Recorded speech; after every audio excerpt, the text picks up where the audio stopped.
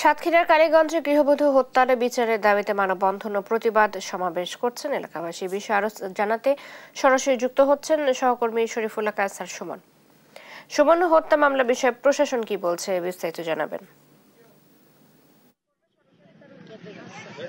চৈতি দাঁড়িয়ে আছি সাতক্ষীরার কালীগঞ্জ উপজেলার দুধলি সীমান্তবর্তী এই উপজেলার এই গ্রামে। এখানে শত শত মানুষ গৃহবধূ রাবেয়া যে 19 তারিখে হচ্ছে এই হত্যাকাণ্ডের ঘটনাটা ঘটেছিল এবং সেখানে তারা একটি অপপ্রচার দেয় বলে জানায় যে টিকটক করতে যে মৃত্যুর ঘটনা ঘটে বলে এই ঘটনাকে আড়ালের চেষ্টা করে।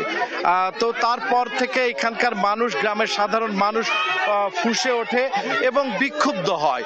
তারপরে তারা এখন এই হত্যাকাণ্ডের বিচারের দাবিতে তারা আজকে মানববন্ধন, সমাবেশ এবং সংবাদ সম্মেলন করছে এবং এই ঘটনায় জড়িতদের বিচার দাবি করছে।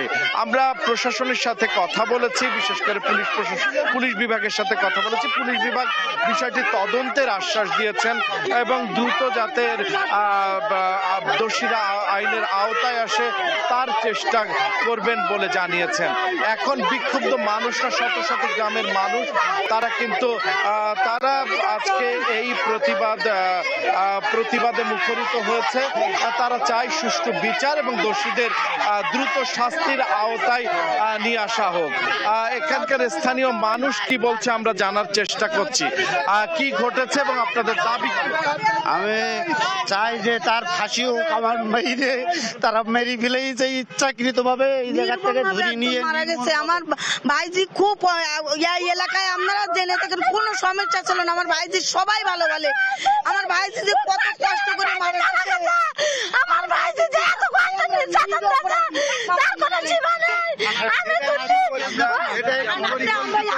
কোনো একটা বিচার আমরা পাইনি, একটা পুলিশও আসেনি।